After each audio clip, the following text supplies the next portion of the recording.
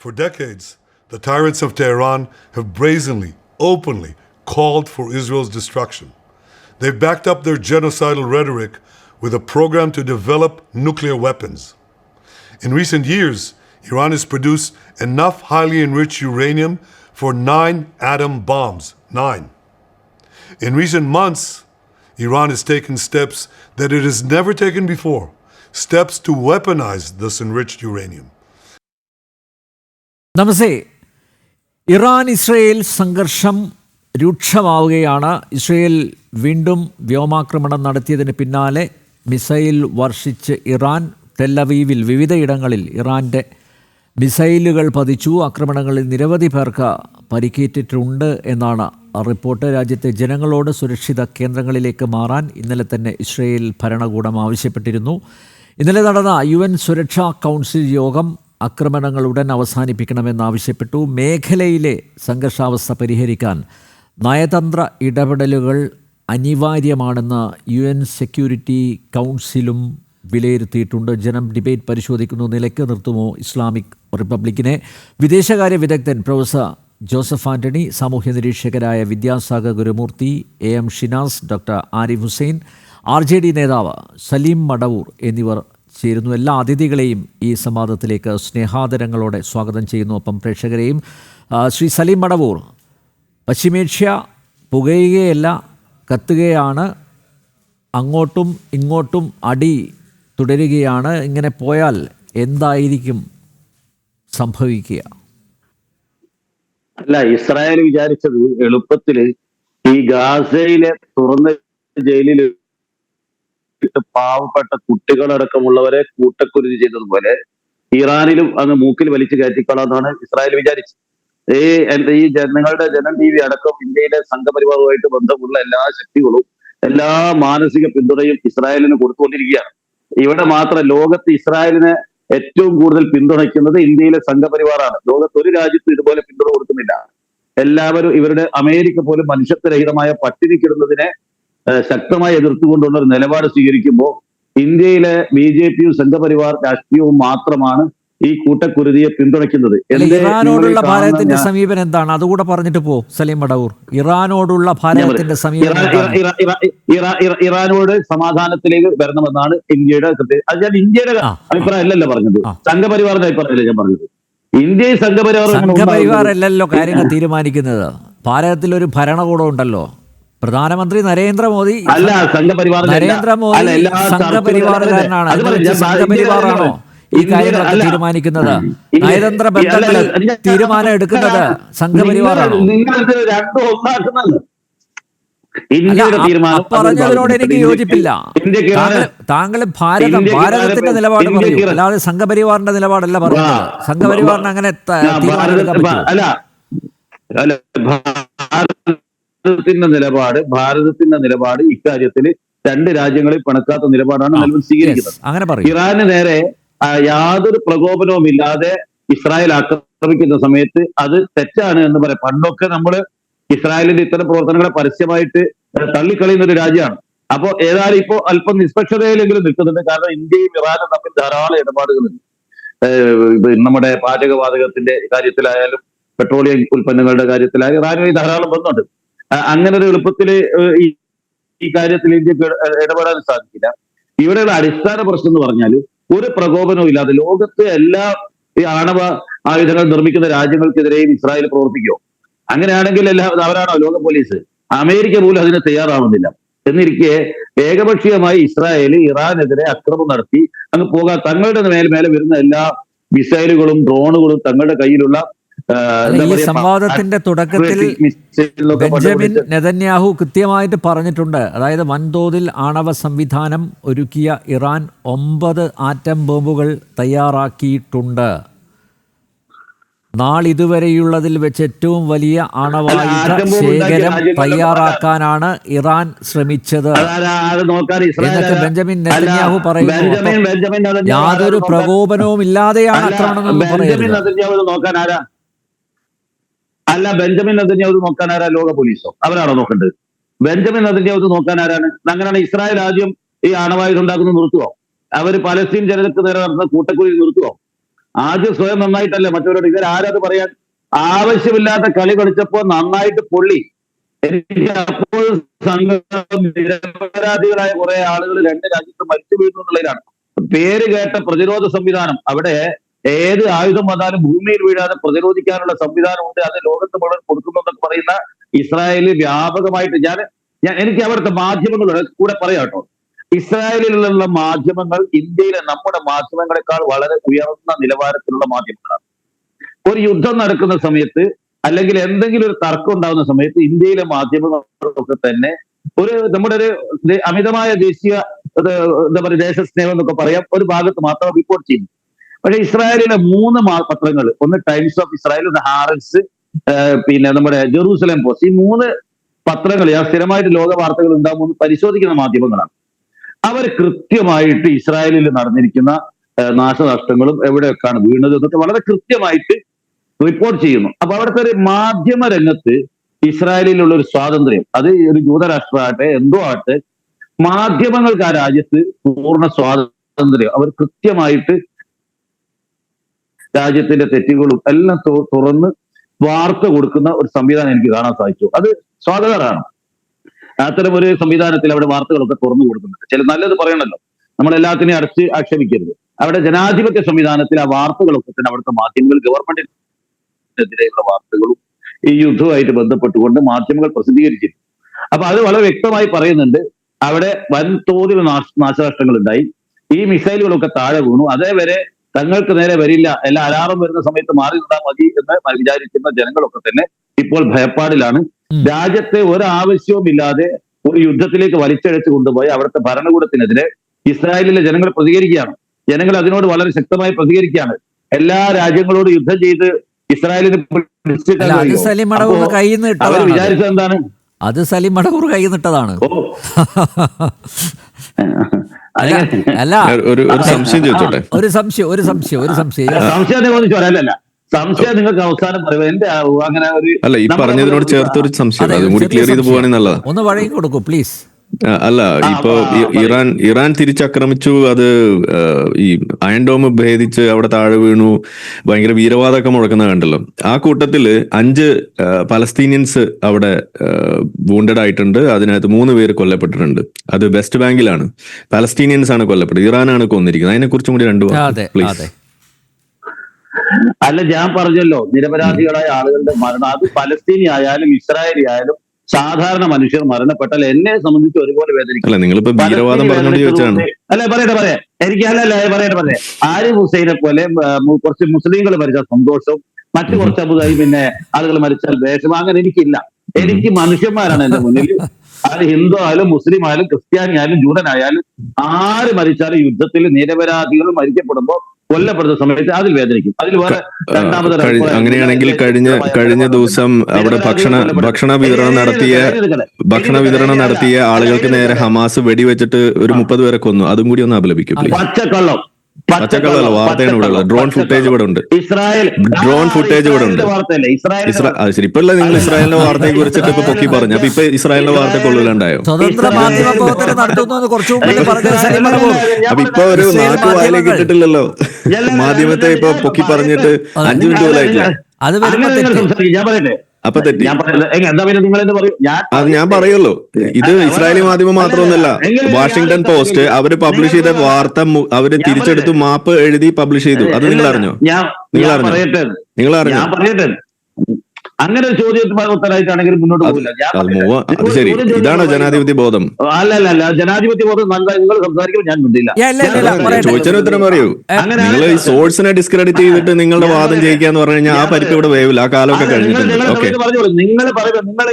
ആരിഫ് ഹുസൈൻ ചർച്ച നടത്തുകയാണെങ്കിൽ അനിൽ നമ്പ്യാർ മാറി അദ്ദേഹത്തിന്റെ സമയത്ത് അദ്ദേഹത്തിന് പറയാം. അപ്പോ അവിടെ ഇസ്രായേൽ പലതരം പ്രചരണം നടത്തുന്നു. അവിടെ ഭക്ഷണം കൊടുക്കുന്ന പാവങ്ങളെ പോലും വെടിവെച്ച് കൊല്ലുന്നു.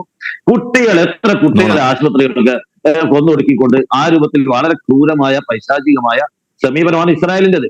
ഒരിക്കലും സമാധാനം എങ്ങനെ ഇസ്രായേലിലെ കുട്ടികളൊക്കെ ഒന്ന് കൊല്ലപ്പെട്ടിട്ടൊക്കെ തെറ്റാണ് ഒരിക്കലും പാട്. നമ്മൾ അതിനൊക്കെ എതിർക്കുന്നല്ലോ.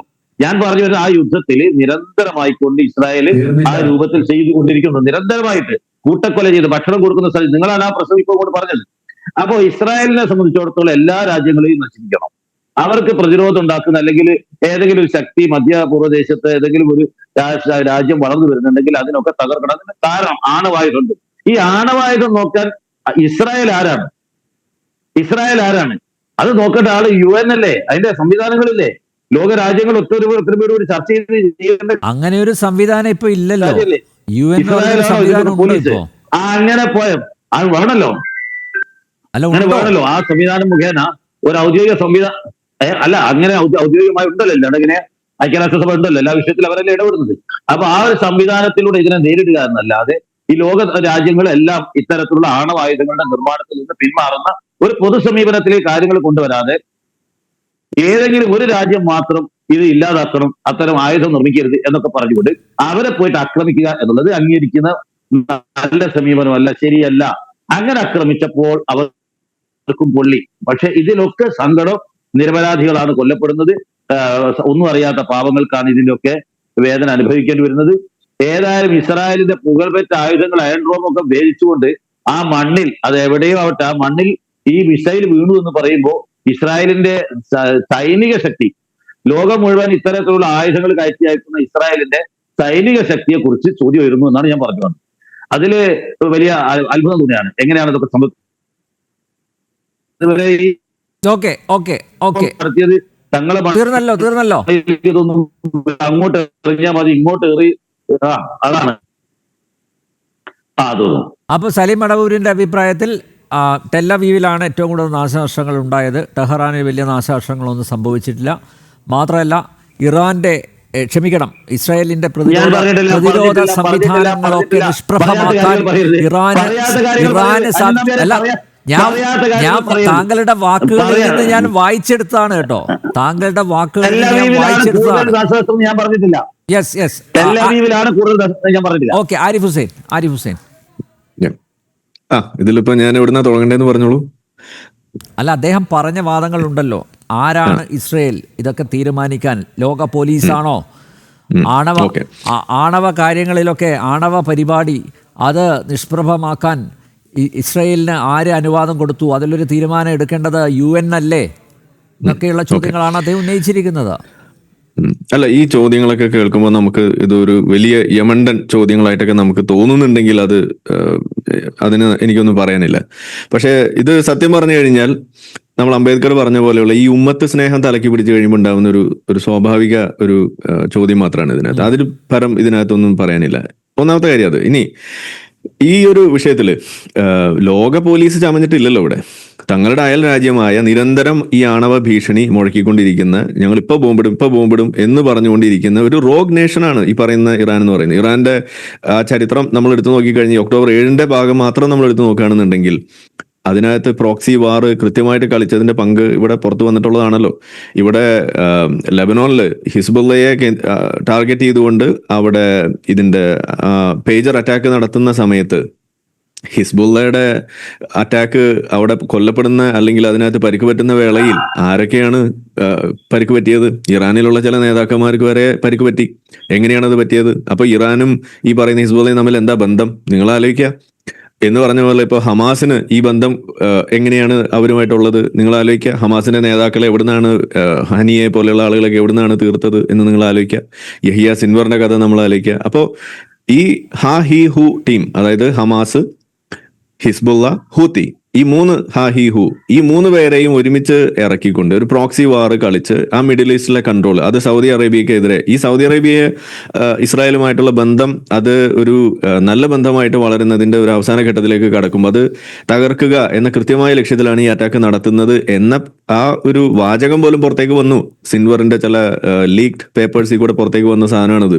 അപ്പോൾ അങ്ങനെ കൃത്യമായിട്ടൊരു ലക്ഷ്യം ഉണ്ടായിരുന്നു. അപ്പൊ സൗദി അറേബ്യയെ സംബന്ധിച്ചിടത്തോളം അവര് ഈ പറയുന്ന ഇസ്രായേലുമായിട്ട് ബന്ധം സ്ഥാപിക്കുക എന്ന് പറയുന്നത് പറയുന്നത് അത് ആഗോളതലത്തിൽ തന്നെ അബ്രഹാം അക്കോർഡ്സിന്റെ ഭാഗമായിക്കൊണ്ട് വലിയ ഒരു മുന്നേറ്റമായിട്ട് നിൽക്കുമ്പോൾ അതിനോട് മുഖം തിരിഞ്ഞ് ഇന്നും ഈ മതകഥയിൽ വിശ്വസിച്ചിട്ട് ഈ ആജന്മ ശത്രുക്കളായിട്ട് ജൂതന്മാരെ കാണുക, കുടിച്ച വെള്ളത്തിൽ പോലും അവർ കൂടെ നിർത്തരുത്, അവരെ അവസാനത്തെ ജൂതനെ കൊന്ന് തീർത്താൽ മാത്രമാണ് ഇവിടെ ലോകാവസാനം ഉണ്ടാവും, അപ്പൊ അതിനു മുന്നേ ആ നബിവചനം അവിടെ സ്ഥാപിച്ചെടുക്കണം എന്ന കൃത്യമായ ലക്ഷ്യം നടപ്പിലാക്കാൻ വേണ്ടിയിട്ട് ഹമാസിന്റെ ചാർട്ടറിൽ വരെ എഴുതി വെച്ച സാധനം ഇതൊക്കെ പൊക്കി പിടിച്ചിട്ട് നടത്തുന്ന ഈ മത പേക്കൂത്ത് അത് നമ്മൾ പറയുക തന്നെ വേണം. അങ്ങനെ ചെയ്യുന്നതിന്റെ എല്ലാ ഒത്താശയും അതിന്റെ പിൻബലവും കൊടുത്ത ഒരു റോഗ് നേഷനാണ് ഈ പറയുന്ന ഇറാൻ എന്ന് പറയുന്നത്. ഇത് അന്ന് മുതൽ ഓങ്ങി വെച്ചിരുന്ന സാധനമാണെന്നാണ് നമുക്കിവിടെ കാണാൻ കഴിയുക. ഒന്നത്. ഇനി ഇതിൽ മറ്റൊരു വിഷയം എന്ന് പറയുമ്പോൾ ഇതിൽ പക്ഷം പിടിക്കേണ്ട ഒരു കാര്യമുണ്ടോ എന്നുള്ളതാണ് നമ്മളിവിടെ ചോദിക്കുന്നത്. ഞാൻ ചോദിക്കുന്നത് അതാണ്. ഇതിൽ പക്ഷം പിടിക്കേണ്ട ഒരു വിഷയം വരുന്നില്ല. കാരണം എന്താണ്, ഇതിനകത്ത് ഇറാനിയൻസിൽ പോലും രണ്ടാമതൊരു പക്ഷമില്ല. നിങ്ങൾ കണ്ടിട്ടുണ്ടാവും, റയീസി കൊല്ലപ്പെട്ട സമയത്ത് ഇറാനിൽ ആഘോഷമായിരുന്നു. എന്തിനു വേണ്ടിയിട്ട്? അവരുടെ ജീവിതം കുട്ടിച്ചോറാക്കുന്നത് ആര് എന്ന് കൃത്യമായിട്ട് അവർക്കറിയാം. ഇവിടുത്തെ കുറെ ഈ മദ്രസ ജീവികൾക്ക് അത് അറിയില്ല എന്നേ ഉള്ളൂ. അത് നമ്മുടെ വിഷയമല്ല. പക്ഷെ ആ പ്രശ്നം നേരിട്ട് അനുഭവിക്കുന്ന ആളുകൾക്ക് കൃത്യമായിട്ട് അറിയാം ആരാണ് അവരുടെ ജീവിതം കുട്ടിച്ചോറാക്കുന്നത്. മഹ്സാമീനിയുടെ വിഷയം മുതൽ ഇങ്ങോട്ട് അത് മാത്രം നിങ്ങൾ എടുത്തു നോക്കുക തൽക്കാലത്തേക്ക്, അപ്പോഴെങ്കിലും നിങ്ങൾക്ക് പിടികിട്ടും. ഇപ്പൊ കഴിഞ്ഞ ദിവസമൊക്കെ കാണുന്നു ഈ പറയുന്ന ഇറാനിയൻ നേതാക്കൾ, ഇന്നും അവിടെയുള്ള നേതാക്കളുടെയൊക്കെ ബാനറുകൾ, അവരുടെ ഫ്ലെക്സ് ബോർഡുകൾ ഒക്കെ പെട്രോൾ ഒഴിച്ച് കത്തിക്കുകയാണ് അവിടെ ഇന്നും കാണുന്നത്.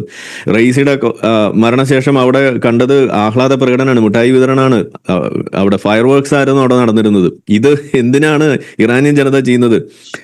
അത് നിങ്ങൾ ആലോചിക്കുക. അപ്പോ ഇതില് ഈ ഒരു ഇറാൻ നേരിടുന്ന ഈ വിഷയത്തിൽ ഇറാനിന്റെ ജനതയല്ല ഇത് നേരിടുന്നത്. ആ ഇറാനിനകത്ത് IRGC പോലെയുള്ള അവർ തന്നെ പാൽകുട്ടി വളർത്തുന്ന ഒരു ക്വാസി ഒരു ടെറർ ഓർഗനൈസേഷൻ പോലെ തന്നെ നിലനിൽക്കുന്ന, അല്ലെങ്കിൽ അത് തന്നെയാണെന്ന് പറയാൻ പറ്റുന്ന ഒരു ഓർഗനൈസേഷനാണ് ഈ IRGC എന്ന് പറയുന്നത്. അത് ഗവൺമെന്റ് തന്നെ പൊക്കിക്കൊണ്ട് നടക്കുന്ന ഒരു സാധനമായിരിക്കെ അവർ മൊത്തത്തിൽ ജനതയുടെയും അതുപോലെ തന്നെ അയൽ രാജ്യങ്ങളെയും ഒരുപോലെ ടെററൈസ് ചെയ്തുകൊണ്ട് കാര്യങ്ങൾക്ക് വേണ്ടി നിരന്തരം നിലനിൽക്കുന്ന ഒരു രാജ്യം എന്ന നിലയ്ക്ക് അതിനെ തീർക്കുക എന്നുള്ളത് ഇസ്രായേലിനേക്കാൾ വലിയ ആവശ്യം അവിടുത്തെ സ്വന്തം ജനതയ്ക്കാണ്.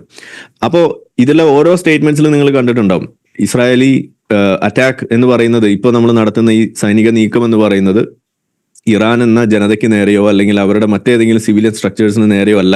ഇത് കൃത്യമായിട്ട് ഈ ടെറർ ടാർഗറ്റ്സ് തന്നെയാണ് എന്ന് ഇപ്പൊ ഓപ്പറേഷൻ സിന്ദൂറിൽ നമ്മൾ എന്താണോ പറഞ്ഞത് അത് തന്നെയാണ് അവിടെ അവരും പറഞ്ഞുകൊണ്ടിരിക്കുന്നത്. അപ്പൊ ഇതിനെ നമ്മൾ വാർന്ന് പോലും വിളിക്കേണ്ട കാര്യമില്ല. ഇതൊരു ഏതാനും ദിവസങ്ങൾക്കുള്ളിൽ തീരാൻ സാധ്യതയുള്ള ഒരു ടെറർ ഓപ്പറേഷന്റെ അല്ലെങ്കിൽ അത്തരം സ്ട്രക്ചേഴ്സിനെ മാത്രം കേന്ദ്രീകരിച്ച് നടത്താൻ പോകുന്ന ഒരു സംഗതിയാണ്. തിരിച്ചടിക്കാനുള്ള കെൽപ്പ് അത് അധികം കാണില്ല എന്നുള്ളതാണ് ഞാൻ കരുതുന്നത്. അത് ഇപ്പൊ ഇതിനോടൊപ്പം തന്നെ മനസ്സിലായി കാണും. കാരണം അവര് വിടുന്ന കണ്ണുമുക്കില്ലാതെ ഇപ്പൊ ഇവിടുന്ന് അങ്ങോട്ട് വിട്ട അമ്യൂണിഷൻസ് നിങ്ങൾ എടുത്തു നോക്കിക്കഴിഞ്ഞാൽ വളരെ പ്രിസൈസ് ആയിട്ട് ബിൽഡിങ്ങിന്റെ റൂം വരെ കടന്നു ചെല്ലുന്ന രീതിയിൽ ഒരു ചെറിയ ഓട്ടം ഉണ്ടാക്കിയിട്ട് കയറുന്ന പോലെയാണ് പല കാര്യങ്ങളും ചെയ്ത്. അത്രയ്ക്കും പ്രിസിഷൻ അവർ കൊണ്ട് നടത്തിയിട്ട് അവിടെ സിവിലിയൻ കാഷ്വാലിറ്റി ഒഴിവാക്കിക്കൊണ്ട് ചെയ്യുന്ന കാര്യം ഇസ്രായേൽ ചെയ്യുമ്പോൾ ഇപ്പുറത്ത് എന്താ കാണുന്നത്? കണ്ണും മൂക്കും ഇല്ലാതെ ഇതേപോലെ ഈ ബാലിസ്റ്റിക് മിസൈൽസ് പോലും വിടുന്ന അവസ്ഥയിലേക്ക് വരുമ്പോൾ ഈ ബാലിസ്റ്റിക് മിസൈൽസിന്റെ പണി എന്താണെന്ന് പോലും അറിയാത്ത ഒരു രാജ്യമാണ് എന്നും കൂടി നമ്മളിവിടെ കാണുകയാണ്. എന്തായാലും അങ്ങനെ ചെയ്തിട്ട് ഇപ്പോൾ ഏറ്റവും ഒടുവിൽ ഇപ്പോൾ ഇവിടെ ഇരുന്ന് വീരവാദം മുഴക്കുന്നുണ്ടായിരുന്നു. ഇസ്രായേലിന്റെ അയൺ ഡോം തരിപ്പണമാക്കി കൊന്നതാരെയാണ്? പാലസ്തീനിയൻ ജനതയാണ്. 3 പേരെയാണ് കൊന്നിരിക്കുന്നത്. 5 പേര് അവിടെ പരിക്കും പറ്റിയിട്ടുണ്ടെന്നാണ് അറിയുന്നത്. എന്താണ് ഇതുകൊണ്ട് നിങ്ങൾ ഉദ്ദേശിക്കുന്നത്? അപ്പൊ നമ്മൾ പറയുന്നത് ടെററിനെ ടാർഗറ്റ് ചെയ്യുമ്പോൾ അതിന്റെ ഒപ്പം നിൽക്കുക എന്നുള്ളതാണ് ഇവിടെ ഉള്ളൂ. അത് ആര് തന്നെയായാലും, അത് ഇസ്രായേലിനോടൊപ്പം എന്തുകൊണ്ട് നിൽക്കുന്നു എന്ന് ചോദിച്ചു കഴിഞ്ഞാൽ അതിന്റെ ഒറ്റ കാരണമാണ് ഹമാസ് ഒരു ടെറർ തന്നെയാണ്. ഹമാസിന്റെ ടെററിസത്തിന്റെ ഏറ്റവും വലിയ ബലിയാടുകൾ സ്വന്തം ഗാസൻ ജനത തന്നെയാണ്. ആ ഗാസ എന്ന് പറയുന്ന പ്രദേശം 2005 മുതൽ ഇസ്രായേൽ സ്വമേധയാ യൂണിലാറ്ററൽ ഡിസെൻഗേജ്മെന്റ് എന്ന് പറയുന്ന പ്രോഗ്രാമിലൂടെ വിട്ടുകൊടുത്ത് അത് ഭരിച്ചുകൊണ്ടിരുന്നത് ഹമാസ് തന്നെയാണ്. ആ ഹമാസ് ഈ ജനാധിപത്യ പ്രക്രിയയെ ഹൈജാക്ക് ചെയ്തുകൊണ്ട് അവിടുത്തെ ഭരണം ഏറ്റെടുത്തിട്ട് അവിടെ ബാക്കിയുണ്ടായിരുന്ന എതിർ കക്ഷികളെ മുഴുവൻ വെടിവെച്ച് കൊന്നിട്ട് ബാക്കിയുള്ള ആളുകളെ മുഴുവൻ ടെററൈസ് ചെയ്ത് നടത്തിക്കൊണ്ടിരുന്ന ആ ഭരണം അതാണ് അവിടെ നടന്നുകൊണ്ടിരുന്നത്. അതിന്റെ ഇടയിലാണ് ഈ പറയുന്ന ഒരു 6 വർഷത്തെ നീണ്ട ഒരു പ്ലാനിങ്ങിനൊടുവിൽ വീണ്ടും ഒരു ഒക്ടോബർ 7 അത് കൊണ്ടെത്തിച്ചിട്ട് ഇന്ന് കാണുന്ന അവസ്ഥയിലേക്ക് ആ സ്ഥലത്തെ തള്ളിവിട്ടത്. ഇന്ന് നിങ്ങൾ പറയുന്നില്ലെങ്കിലും ഇവിടെ ഇരുന്ന് തള്ളിമറിച്ച സലീം അടവൂർ അറിയാൻ വേണ്ടിയിട്ട് പറയാണ്, മഹ്മൂദ് അബ്ബാസ് ഇവരെ വിളിച്ചത് നായിന്റെ മക്കളെന്നാ. ഇത് പറയുമ്പോൾ എനിക്ക് വേറെ വഴിയില്ലാത്തതുകൊണ്ട് അയാൾ ഉപയോഗിച്ച വാക്കാണ് സൺസ് ഓഫ് ഡോഗ്സ് എന്നാണ് വിളിച്ചത്. എന്നിട്ട് അവരോട് പറഞ്ഞത് ഇതാണ്, നിങ്ങൾ മര്യാദയ്ക്ക് ഹോസ്റ്റേഴ്സിനെ വിട്ടുകൊടുക്ക്, എന്നിട്ട് യുദ്ധം അവസാനിക്ക്. ആ ഇന്റർനാഷണൽ സൈന്യത്തെ അവിടെ വിന്യസിക്ക്, ഈ പരിപാടി നിർത്ത് എന്ന് ഇവിടുത്തെ മദ്രസ ജീവികൾക്ക് പറയാൻ കഴിയുന്നില്ലെങ്കിലും അവിടെയുള്ള ആളുകൾക്ക്, ബോധമുള്ള ആളുകൾക്ക് അത് മഹ്മൂദ് അബ്ബാസിനെങ്കിലും സാധിക്കുന്നത് കൊടുത്താണ് ഇതിന്റെ വിഷയം ഇത് ഏത് രീതിയിൽ കാണണം അല്ലെങ്കിൽ കാണാൻ നമുക്ക് സാധിക്കണം എന്ന് നമ്മൾ പറയേണ്ടി വരുന്നത്. അപ്പോൾ ഇവിടെ നിങ്ങളിപ്പോ വലിയൊരു നുണ കൂടി ഇപ്പൊ ഇവിടെ കണ്ടു. അതായത് ഇസ്രായേലി മീഡിയ വലിയ തോതിൽ പ്രശംസിച്ചിട്ട് നാക്ക് വായിലേക്ക് ഇട്ടിട്ടില്ല. അടുത്ത സെന്റൻസിൽ നമ്മളൊരു കാര്യം ചൂണ്ടിക്കാണിച്ചപ്പോ എന്താ പറഞ്ഞത്? അതിനെ തള്ളുകയാണ് ചെയ്തത്. ഇത് തന്നെയാണ് ഇതിന്റെ ഈ ഇരട്ടത്താപ്പ് എന്ന് പറയുന്നത്. തങ്ങൾക്ക് അനുകൂലമായ സംഗതികളെ എടുക്കും, തങ്ങൾക്ക് അനുകൂലമല്ലാത്ത സാധനങ്ങളെ തള്ളും. ഇതിനെയാണ് നമ്മൾ ഈ മദ്രസ നിലവാരം എന്ന് പറയുക. ഇതൊക്കെ നമുക്ക് മനസ്സിലാവുന്ന കാലഘട്ടമായിട്ടുണ്ട് പൊന്നു സലീം അടൂര്. അപ്പൊ അതൊന്നും ഇവിടെ ചെലവാവില്ല. അപ്പോൾ ആ ഹമാസ് അവിടെ ഭക്ഷണ വിതരണത്തിന് വേണ്ടി നടത്തിയ ആ ഒരു ഇടയില്, ആ ശ്രമത്തിന്റെ ഇടയിൽ അവിടെ വന്നുകൊണ്ട് സ്വന്തം ജനതയെ വെടിവെച്ച് കൊല്ലുന്നതിന്റെ ഡ്രോൺ ഫുട്ടേജ് പുറത്തുവിട്ടപ്പോ അതിനു മുന്നേ ഇസ്രായേലാണ് വെടിവെച്ചത് എന്ന വാർത്ത മുക്കേണ്ടി വന്ന ആ ദയനീയ അവസ്ഥ പോലും അറിയാതെ ഇവിടെ വന്നിരുന്ന് തള്ളുമ്പോൾ ആലോചിക്കുക, നിങ്ങൾ മാത്രമല്ല പത്രം വായിക്കുന്നത്, നാട്ടുകാരും പത്രം വായിക്കുന്നുണ്ട്. അതും അറബി മലയാളത്തിലല്ല വായിക്കുന്നത്, പച്ച മലയാളത്തിലും ഇംഗ്ലീഷിലൊക്കെ വായിക്കാൻ അറിയുന്നവരാണ് നമ്മൾ എന്നൊന്ന് അറിഞ്ഞിട്ട് മതി ഇതുപോലെ കിടന്ന് തള്ളൽ എന്നാണ് എനിക്ക് പറയാനുള്ളത്. ഓക്കെ. വിദ്യാസാഗർ ഗുരുമൂർത്തി, ഇസ്രയേൽ അപ്രതീക്ഷിതമായി ഇറാനെ ആക്രമിക്കുകയായിരുന്നു എന്നാണ് പൊതുവിൽ, പ്രത്യേകിച്ച് അറിയാലോ നമ്മുടെ കേരളത്തിൽ ഒക്കെ പറയുന്നത് അങ്ങനെയാണ്. എല്ലാവരും ഇറാൻ്റെ പക്ഷാണല്ലോ പിടിക്കുന്നത്. മാത്രമല്ല ഒരു ഇരവാദവും ഉന്നയിക്കപ്പെടുകയാണ്. എങ്ങനെയാണ് ഈ ഒരു വിമർശനത്തെ എങ്ങനെയാണ് താങ്കൾ നോക്കിക്കാണുന്നത്? ഇത് ഈ കോൺഫ്ലിക്റ്റ് എന്ന് പറയുന്നത് ഡേറ്റ്സ് ബാക്ക് ടു 1967. അത്രയും പഴക്കമുള്ളൊരു, അതിൽ ഒരുപക്ഷെ അതിന് മുമ്പ് ഈ തുടങ്ങിയിട്ടുള്ളൊരു ഇതാണ്. ഈ ശരിക്കും പറഞ്ഞാൽ ഇതിന്റെ റൂട്ട് കോസ് ഇരിക്കുന്നത് ഈ ഇറാനെ സംബന്ധിച്ച് അവരുടെ മതഗ്രന്ഥത്തിലാണ്, ഇസ്രായേലിനെ സംബന്ധിച്ച് അവരുടെ സർവൈവൽ ഇൻസ്റ്റിങ്ക്റ്റിലാണ്. വളരെ ശ്രദ്ധിച്ച് മനസ്സിലാക്കേണ്ട വിഷയമാണ്. അതായത് ഒരു ജനത ജീവിക്കാൻ വേണ്ടി പോരാടുകയും മറ്റൊരു ജനത ദൈവത്തിന് വേണ്ടി പോരാടുകയും ചെയ്യുകയാണ്. അപ്പൊ ആ വ്യത്യാസം ഇതിൽ വളരെ വളരെ പ്രകടമാണ്.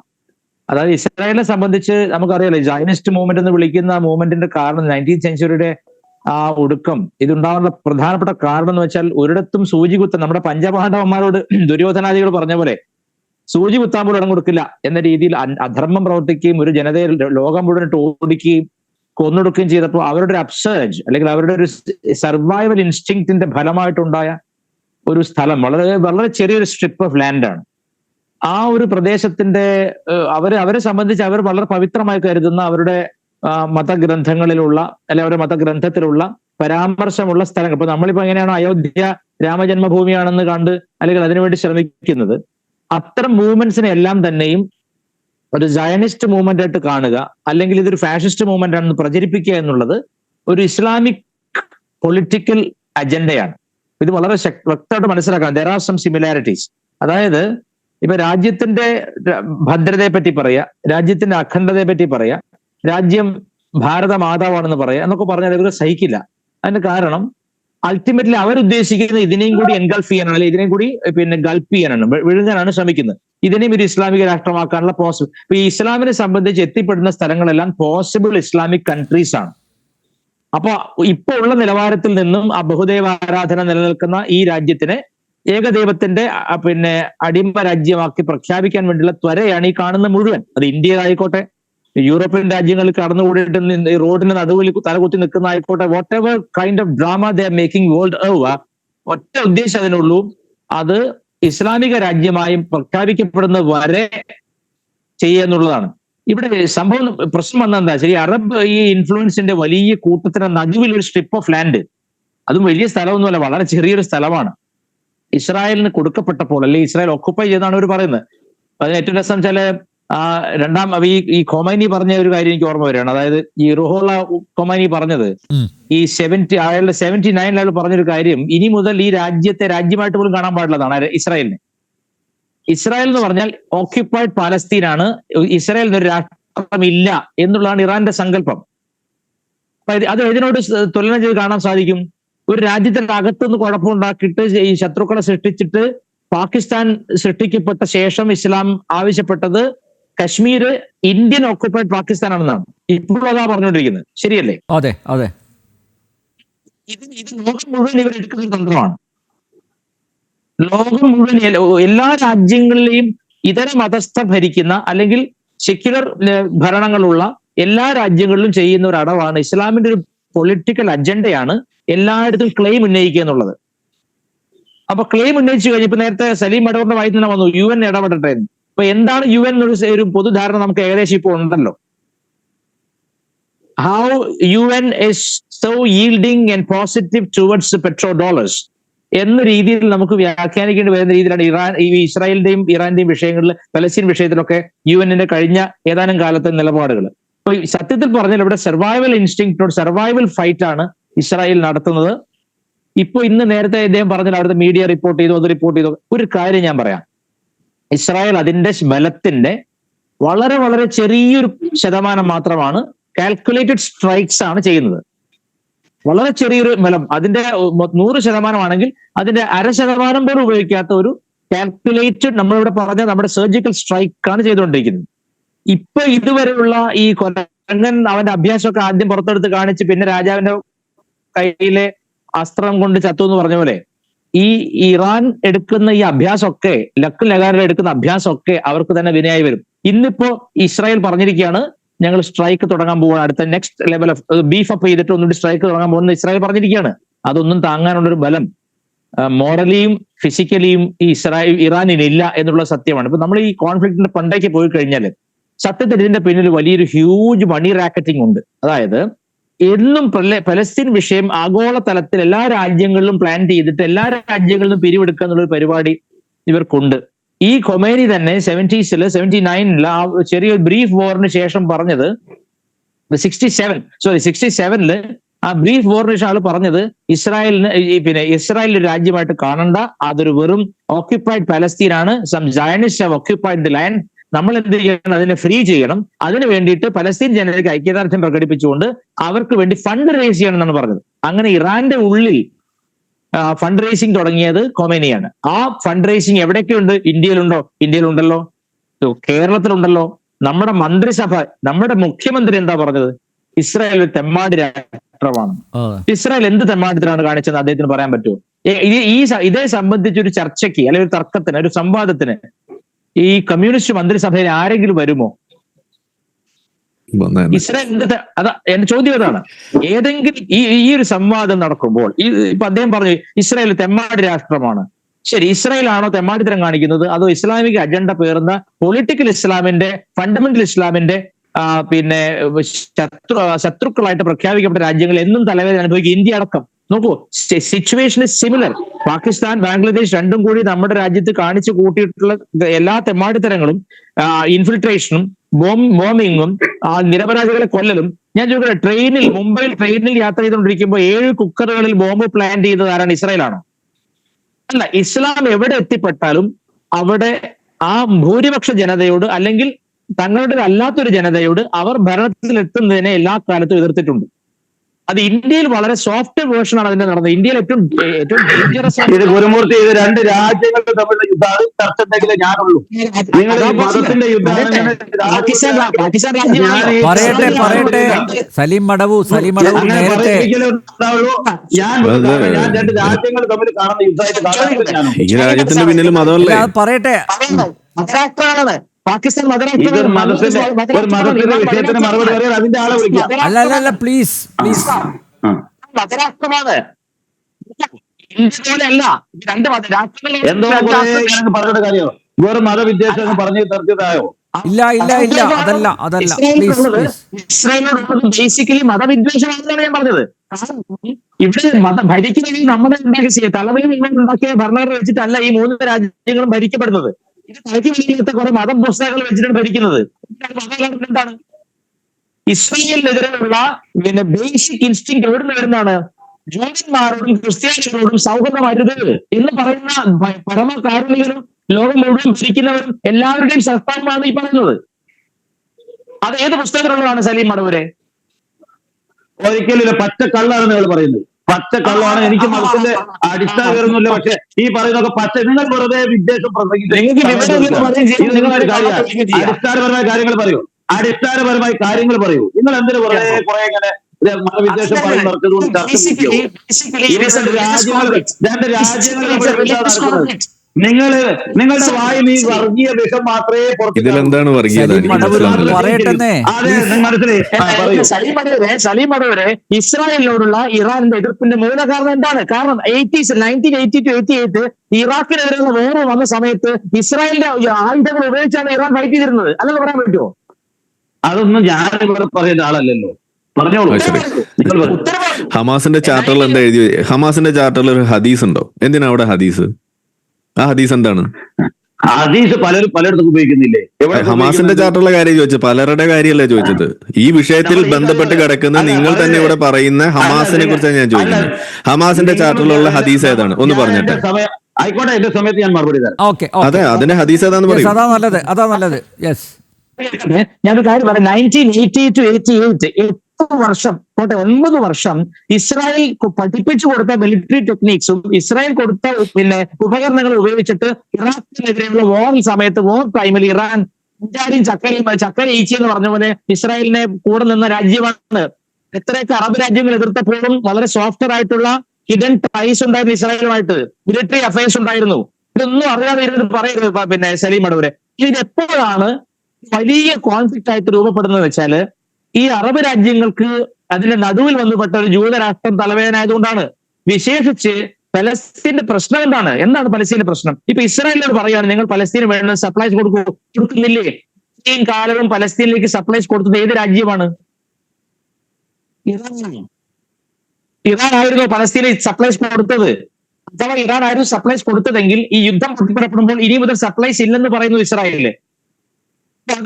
ഇവിടുത്തെ നിങ്ങളെ പോലെയുള്ള മുഖംമൂടി അണിഞ്ഞ മതേതരവാദികൾ, ശരിക്കും നിങ്ങളെ പോലുള്ള മുഖംമൂടി അണിഞ്ഞ മതേതരവാദികൾ പറയുന്നു, ഇതാ ഇസ്രായേൽ മനുഷ്യപ്പറ്റില്ല, ഗാസയിൽ ജനങ്ങൾക്ക് ഭക്ഷണം കൊടുക്കുന്നില്ലാതെ. അപ്പൊ ഇത് ഭക്ഷണം കൊടുത്തിരുന്ന ആരാണ്? ഇസ്രായേലല്ലേ? ഞാൻ പറഞ്ഞതിനർത്ഥം നിങ്ങൾ മനസ്സിലാക്കേണ്ട ഒരു കാര്യം എന്താണെന്ന് വെച്ചാൽ, ഇസ്രായേലിന്റെ രാജ്യം അവിടെ നിലനിൽക്കുന്നത് അന്ന് മുതലേ, എന്നാണ് ഇസ്രായേലിന്റെ രാജ്യം സൃഷ്ടിക്കപ്പെട്ടത് അന്ന് മുതലേ ഇസ്ലാമികമായ അജണ്ടയാണ് അതിനെ ഏത് തരത്തിലാണ് അവിടെ തുരത്തി ഓടിക്കുന്നുള്ളത്. ലോകം മുഴുവൻ തുരത്തി ഓടിക്കപ്പെട്ട ജനത ഒരു സ്ഥലത്ത് സെറ്റിൽ ചെയ്തപ്പോൾ അവരാരെയും ആക്രമിച്ചില്ല. 4 ഭൂമിയിൽ എവിടെ പോയി സെറ്റിൽ ചെയ്തു? ഞാൻ വന്നിട്ട് കുറെ അറബികളുടെ ഭൂമിയായിരുന്നു. എന്താ ഈ പറയുന്നത്? നിങ്ങൾ ഗുരുമൂർത്തി വിവരക്കേട് പറയുന്നത്. നിങ്ങൾക്ക് പറയുന്നത് ഞാൻ ഞാൻ നിങ്ങളുടെ വീട്ടിൽ വന്ന് ഭൂമി കയ്യേറിയത്? എന്താണ് ഈ പറയുന്നത്? എന്താ നിങ്ങൾ കാശ് കൊടുത്ത് വാങ്ങിച്ചതിന് കയ്യേറ്റെന്നല്ല പറയാ. കാശ് കൊടുത്ത് 2, 3, 4, 10, 15 ഇരട്ടി പണം കൊടുത്ത് സ്ഥലം വാങ്ങിക്കുന്നതിന് കയ്യേറ്റെന്നല്ല പറയാ. ഓക്കെ,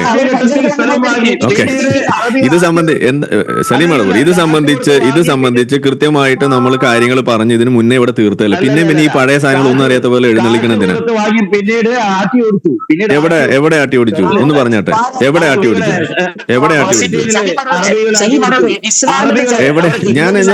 ഒരു സെക്കൻഡ്, ഞാൻ നിങ്ങളെ വെല്ലുവിളിക്കുകയാണ് ഈ വിഷയത്തിൽ ഇതുവരേക്കും ഒരാളും ഇതുവരേക്കും ഈ വിഷയത്തിൽ, ഇസ്രായേൽ പലസ്തീൻ വിഷയത്തിൽ ഒരു സംവാദത്തിന് തയ്യാറായിട്ടില്ല. സലീം മടവൂരെങ്കിലും അതിന് തയ്യാറാവണമെന്ന് ഞാൻ പറയാം.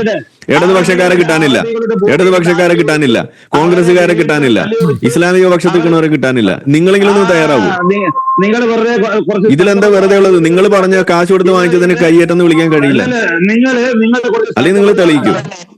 എന്റെ സമയം മാന്യതയില്ലാത്ത സലീം മടവൂർ എന്റെ സമയം പ്ലീസ് പറയട്ടെ. ഗുരുമൂർത്തി, താങ്കളുടെ വാദം പൂർത്തിയാക്കാം പ്ലീസ്. ആരും ഇടപെടാതിരിക്കുക പ്ലീസ്, ദയവേത്. പലസ്തീൻ പുത്രൻ സമ്മതിക്കണ്ടേ? ഞാൻ ചോദിക്കട്ടെ, എനിക്ക് സമാധാനത്തെ പറയാൻ കഴിയണ്ടേ? ഒരു കാര്യം ഞാൻ പറയാം, വളരെ ഇപ്പൊ സ്പഷ്ടമായിട്ട് പറയാണ്. ഇസ്ലാമിക രാജ്യങ്ങൾക്ക് വേണ്ടി സപ്പോർട്ട് ചെയ്യുന്ന സലീം മടവൂർ പറയാണ്, നിങ്ങൾ എന്തെങ്കിലുമൊക്കെ പറഞ്ഞു ഞാൻ അങ്ങനെ അധിക്ഷേപിക്കണ്ട. ഞാൻ ഇവിടെ പൊതു കാര്യങ്ങളെ പറയാൻ വന്നിരിക്കുന്നത്. ഞാൻ ഇസ്ലാമിക രാജ്യങ്ങളെ സപ്പോർട്ട് ചെയ്യുന്ന പറഞ്ഞാണ്. എനിക്ക് ഇസ്രായേലിനെ കുറിച്ച് പറയുമ്പോ, പാലസ്തീനെ കുറിച്ച് പറയുമ്പോ അവിടെ മതം വരും. അത് നിങ്ങൾക്ക് വിഷമുണ്ടാക്കിയിട്ട് കാര്യമില്ല. ചരിത്രമൊന്നുമല്ല അവരുടെ. ഇപ്പൊ ഹമാസിന്റെ ഇന്റൻഷൻസ് അത് നമ്മൾ എടുത്തു കഴിഞ്ഞാൽ അതിനകത്ത് മതം വരും. അവരുടെ കോവനന്റ് നമ്മൾ എടുത്ത് വായിച്ചാൽ അതിനകത്ത് മതം വരും. ഞാൻ നിങ്ങളോട് ചോദിച്ചു, ഹമാസിന്റെ ചാർട്ടറിൽ എഴുതി വെച്ചിരിക്കുന്ന ഒരു ഹദീസ് ഒരു മിനിറ്റ് നേരത്തെ പറഞ്ഞല്ലോ, ഈ ഇസ്രായേലിനെ ഇല്ലാതാക്കാൻ ശ്രമിക്കുന്ന അങ്ങനെ രാജ്യം വേണ്ട എന്ന് പറയുന്ന അംഗീകാരം കൊടുക്കുന്നില്ല. എന്തേ 77 തൊട്ടിട്ട് 79 വരെയുള്ള ജനതാ ഗവൺമെന്റിന്റെ കാലത്ത് വിദേശകാര്യ വകുപ്പ് മന്ത്രി അടൽ ബിഹാരി വാജ്പേയി ഇല്ലായിരുന്നോ? അന്നും കൊടുത്തിട്ടില്ലല്ലോ, അംഗീകരിച്ചിട്ടില്ലല്ലോ ഇന്ത്യ.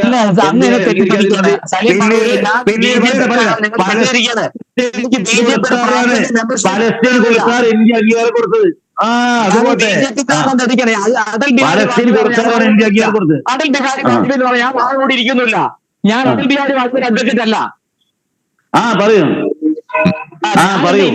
അദ്ദേഹം വിദേശകാര്യമന്ത്രി ആയിരുന്നല്ലോ. അടുത്ത ആളിലേക്ക് പോയി. ഇത് ചർച്ച വെറുതെ വിദ്യാസാഗർ ഒന്ന് പൂർത്തിയാക്കാം. സമ്മതിക്കട്ടെ സാർ, ഞാൻ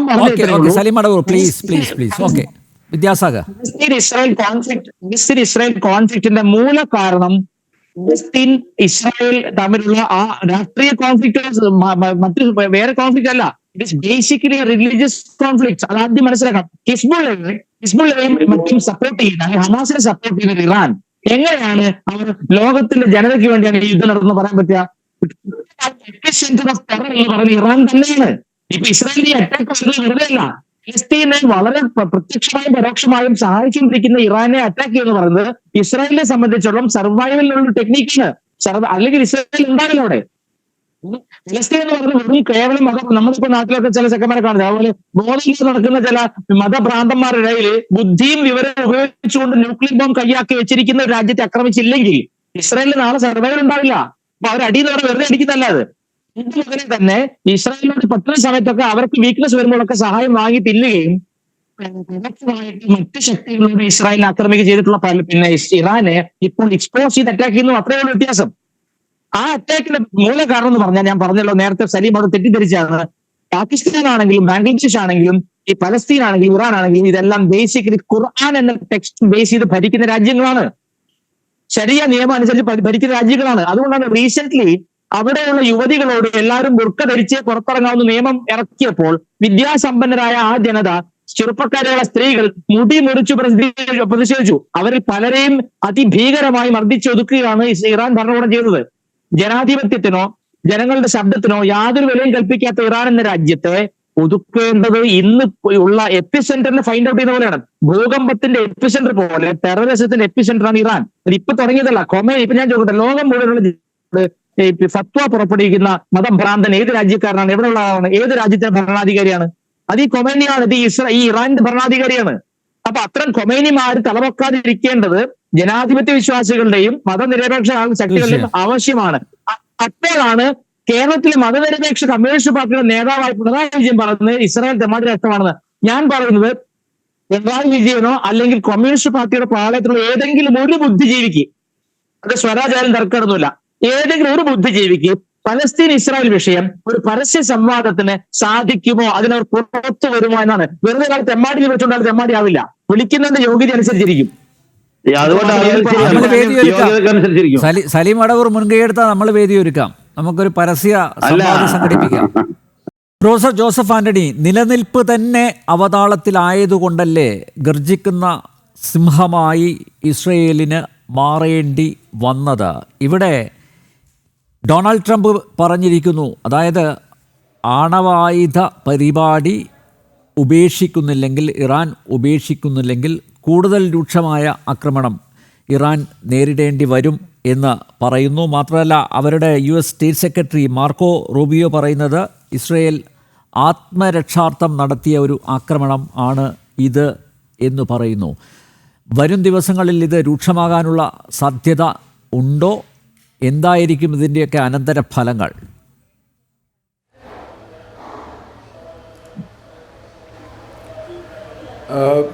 തീർച്ചയായും ഇത് രൂക്ഷമാകാനുള്ള സാധ്യതയാണ് ഉള്ളത്. എന്തുകൊണ്ടാണ് രൂക്ഷമാകാനുള്ള സാധ്യതയുള്ളത്? രൂക്ഷമാകാനുള്ള സാധ്യതയുള്ളതിൻ്റെ കാരണം ഇസ്രായേൽ ഇറാനിൽ നടത്തിയിരിക്കുന്ന ആക്രമണം അതിരൂക്ഷമായ ആക്രമണമാണ്. അതിരൂക്ഷമായ ആക്രമണം എന്ന് പറഞ്ഞാൽ സാധാരണഗതിയിൽ ഒരു രണ്ട് രാജ്യങ്ങൾ തമ്മിൽ നടക്കുമ്പോൾ സംഭവിക്കുന്നത് പോലുള്ള ഒരു ആക്രമണമല്ല ഇസ്രായേൽ ഇറാനെതിരെ നടത്തിയത്.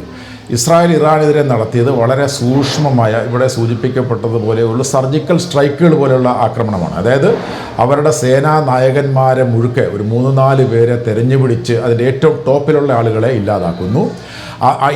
ഇതിൻ്റെ ഈ ആക്രമണത്തിന് നിദാനമായ ആണവ പദ്ധതികൾക്ക് നേതൃത്വം കൊടുക്കുന്ന ആളുകളെ ഫിസിക്കലി എലിമിനേറ്റ് ചെയ്യുന്നു. ആണവ കേന്ദ്രങ്ങളെ, ആണവ പ്ലാന്റുകളെ ആക്രമിക്കുന്നു. ഈ തരത്തിൽ ഉള്ള ആക്രമണമാണ് നടത്തിയത്.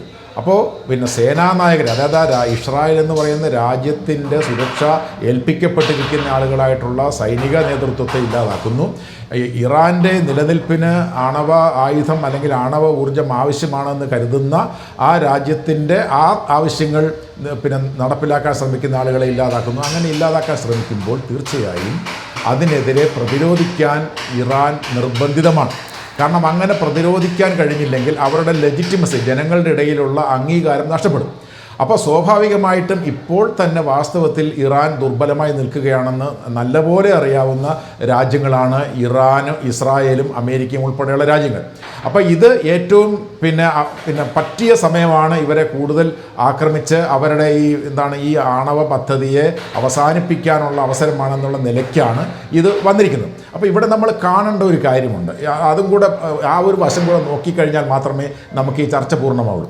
നമ്മൾ കാണേണ്ട ഒരു കാര്യം, 2015 ഇറാൻ ആണവ പദ്ധതികൾ ഇത് ആയുധവുമായി ബന്ധപ്പെട്ട ആണവ പദ്ധതികൾ ഉപേക്ഷിക്കുകയാണ് എന്ന് പറഞ്ഞുകൊണ്ട് ഒരു കരാറിൽ ഒപ്പിട്ടിരുന്നു. അന്ന് ആ കരാറിന് നേതൃത്വം കൊടുത്തത് അന്നത്തെ അമേരിക്കൻ പ്രസിഡന്റായിരുന്ന ഒബാമയും അന്നത്തെ യൂറോപ്യൻ ഈ പഞ്ചമഹാശക്തികളെന്ന് പറയുന്ന രാജ്യങ്ങളും ജർമ്മനിയും ചേർന്നിട്ടാണ് JCPOA എന്ന് പറയുന്ന എഗ്രിമെൻറ്റിൽ വന്നത്. അങ്ങനെ ആ കരാറിൻ്റെ അടിസ്ഥാനത്തിൽ അവർ പറഞ്ഞു, ഞങ്ങൾക്കിനി ആയുധം ഉണ്ടാക്കുന്നതിനുള്ള യുറേനിയം സമ്പുഷ്ടീകരണം ഞങ്ങൾ നടത്തുന്നില്ല, ഞങ്ങൾ അവസാനിപ്പിച്ചിരിക്കുന്നു. സമ്പുഷ്ടീകരിച്ച യുറേനിയം ഞങ്ങൾ കൈമാറുന്നു, ഞങ്ങൾക്കിനി അങ്ങനെയുള്ള ആയുധ പദ്ധതികളിൽ എന്ന് മാത്രമല്ല ഇൻ്റർനാഷണൽ അറ്റോമിക് എനർജി ഏജൻസിയെ ഞങ്ങൾ ഈ പരിശോധനയ്ക്ക് വിളിക്കുന്നു. അവർക്ക് പരിശോധിക്കാം, അവർക്ക് റിപ്പോർട്ട് നൽകാം, അതിനനുസരിച്ച് കാര്യങ്ങൾ പ്രവർത്തിക്കാം. അതുകൊണ്ട് ഉപരോധങ്ങൾ ഏർപ്പെടുത്താൻ കുറച്ച് ഉപരോധങ്ങളൊക്കെ ഒഴിവാക്കി കാര്യങ്ങൾ മുന്നോട്ട് പോയി. അപ്പോൾ ആ സമയങ്ങളിൽ 2015 മുതൽ 2018 വരെയുള്ള കാലത്ത് ഇൻ്റർനാഷണൽ അറ്റോമിക് എനർജി ഏജൻസിയുടെ ഇൻസ്പെക്ടർമാർ ഇവരുടെ പ്ലാന്റുകൾ സന്ദർശിക്കുകയും നിരന്തരമായി റിപ്പോർട്ട് നൽകുകയും അവർ ഈ ഇറാൻ എന്ന് പറയുന്ന രാജ്യം ഇത് അനുസരിക്കുന്നുണ്ട് എന്ന് പറയുകയും ചെയ്തു. എവിടെയാണ് ഈ താളപ്പിഴ ഉണ്ടായത്? താളപ്പിഴ ഉണ്ടായത് 2018 ട്രംപ് ഒന്നാമത് അധികാരത്തിൽ വന്ന സമയത്ത് അദ്ദേഹം പരസ്യമായി പറഞ്ഞു, ഈ അഗ്രിമെൻറ്റിനെ ഞാൻ അനുകൂലിക്കുന്നില്ല, അതുകൊണ്ട് ഞാൻ ഈ അഗ്രിമെൻറ്റിൽ നിന്ന് പിന്മാറുകയാണ് എന്ന് പറഞ്ഞു. അപ്പോൾ ഞാൻ പറഞ്ഞു വരുന്നത്, യൂറോപ്യൻ രാജ്യങ്ങൾ, അമേരിക്കയും യൂറോപ്യൻ രാജ്യങ്ങളുമാണ് ഇതിനകത്തുണ്ടായിരുന്നത്. ആ യൂറോപ്യൻ രാജ്യങ്ങൾ അവർക്ക് കഴിയാവുന്നത്ര പരമാവധി അന്ന് ഒന്നാം ഭരണകാലത്ത് ഡൊണാൾഡ് ട്രംപിനെ കൺവിൻസ് ചെയ്യിക്കാൻ വേണ്ടി ഇത് നമുക്ക് സാധ്യമായിരിക്കുന്ന പ്രായോഗികമായിട്ടുള്ളൊരു എഗ്രിമെൻ്റ് ആണ്, അതിൽ നിന്ന് പിന്മാറരുത് എന്ന് വളരെ ശക്തമായി പറഞ്ഞെങ്കിലും ട്രംപ് പിന്മാറി. ഈ ട്രംപ് പിന്മാറിയതിന് ശേഷമാണ് വാസ്തവത്തിൽ സ്വാഭാവികമായിട്ടും ഒരു എഗ്രിമെൻറ്റിൽ വന്ന 2 രാജ്യങ്ങൾ ആ ഒബ്ലിഗേഷനിൽ നിന്നും പിന്മാറിക്കഴിഞ്ഞാൽ അത് പാലിക്കാൻ ഒരു രാജ്യത്തിനും ഉത്തരവാദിത്തമില്ല. അപ്പോൾ അന്ന് മുതലാണ് വീണ്ടും നമുക്കറിയാം വളരെയധികം ഈ ഉപരോധങ്ങളുടെ ഫലമായിട്ട് ഇന്ത്യ ഉൾപ്പെടെയുള്ള രാജ്യങ്ങൾ ഇറാനിൽ നിന്നും എണ്ണ വാങ്ങിക്കുന്നത് നിർത്തി. അപ്പോൾ ആ രാജ്യത്തിൻ്റെ എണ്ണ സമ്പത്ത് വിറ്റ് ആ രാജ്യത്തിന് നിലനിൽക്കാൻ കഴിയാത്ത തരത്തിലേക്ക് വന്നപ്പോഴാണ് ഒരു പ്രഷർ ടാക്ടിക്സ് എന്നുള്ള നിലയ്ക്ക് വീണ്ടും അവർ ആണവ സമ്പുഷ്ടീകരണം നടത്താൻ തുടങ്ങിയത്. അപ്പോൾ അത്തരമൊരവസ്ഥയ്ക്ക്, അതായത് ഇന്ന് കാണുന്ന ജൂൺ 13 ഇസ്രായേൽ ഇറാനെ ആക്രമിക്കുന്ന തരത്തിലേക്ക് സംഗതികൾ കൊണ്ടുവന്നതിൻ്റെ ഉത്തരവാദിത്വം ഇപ്പോൾ നിങ്ങൾ കരാറിലേക്ക് വരണമെന്ന് പറഞ്ഞ ഡൊണാൾഡ് ട്രംപ് തന്നെയാണ്. അന്ന് മാത്രമല്ല, രണ്ടാമത്തെ ഒരു കാര്യം ഉള്ളത്, അദ്ദേഹം കഴിഞ്ഞ ഏപ്രിലിൽ ഡൊണാൾഡ് ട്രംപ് കഴിഞ്ഞ ഏപ്രിൽ പറഞ്ഞു, നിങ്ങൾക്ക് ഞാൻ 60 ദിവസം തരികയാണ്, ഈ 60 ദിവസത്തിനുള്ളിൽ നിങ്ങൾ എഗ്രിമെൻറ്റിലേക്ക് വരണം, കരാറിലേക്ക് വരണം. അപ്പോൾ എന്നിട്ട് അമേരിക്ക മുന്നോട്ട് വെച്ച പ്രധാനപ്പെട്ട ഒരു ഉപാധി എന്താണ്?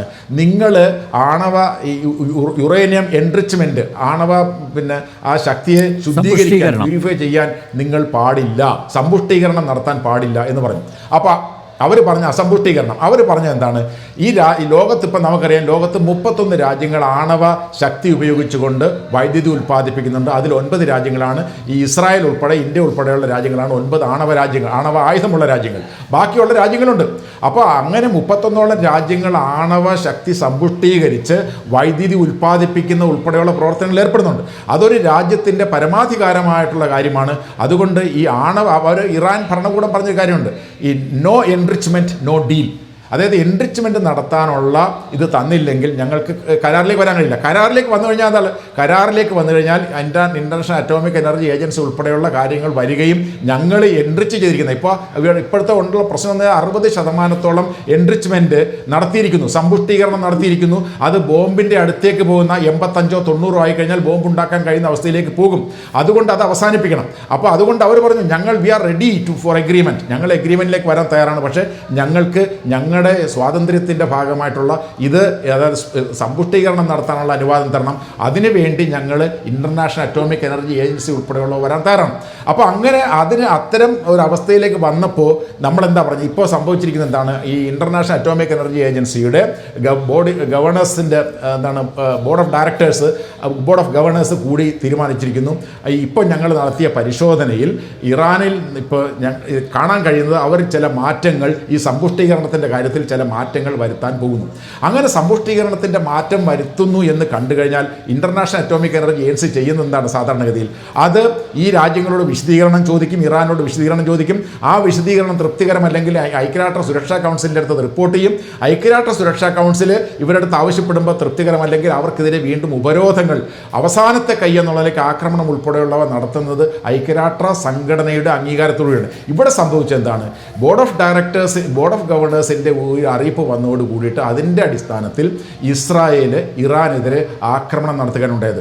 ഇന്റർനാഷണൽ അറ്റോമിക് എനർജി ഏജൻസിയുടെ ഡയറക്ടറായിട്ടുള്ള സെക്രട്ടറി ജനറൽ ആയിട്ടുള്ള റഫായേൽ ഗ്രോസി പറഞ്ഞിരിക്കുന്നത് ഇങ്ങനെ, അതായത് ഒരു രാജ്യം ഈ ആണവ കാര്യത്തിൽ വീഴ്ച വരുത്തുന്നുണ്ടോ എങ്കിൽ അതിനെതിരെ ആ ആണവ കേന്ദ്രങ്ങൾ ഉൾപ്പെടെ ആക്രമിക്കാൻ ഒരു രാജ്യത്തിനും അവകാശമില്ല, അങ്ങനെ രാജ്യങ്ങൾ ചെയ്യുന്നത് തെറ്റാണ് എന്ന് പറഞ്ഞിരിക്കുകയാണ്. അപ്പം ഞാൻ പറഞ്ഞു വരുന്നത്, നമ്മൾക്ക് ഈ ലോക സമാധാനം നിലനിൽക്കണം എന്ന് കാണുന്നുണ്ടെങ്കിൽ ഒരു തെറ്റായി പോകുന്ന രാജ്യത്തെ നിയമപരമായി കരാറുകളിലൂടെ ആ കരാറിലേക്ക് കൊണ്ടുവരികയും ആ കരാറിൻ്റെ അടിസ്ഥാനത്തിൽ പരിശോധന നടത്തി, അന്തർദേശീയ ഏജൻസികളുണ്ട്, കൃത്യമായി അന്വേഷണം നടത്തുന്നവരാണ് ഇന്റർനാഷണൽ അറ്റോമിക് എനർജി ഏജൻസി, അങ്ങനെയുള്ള ഏജൻസിയുടെ കീഴിലേക്ക് കൊണ്ടുവരികയും ചെയ്യുകയാണ് വേണ്ടത്.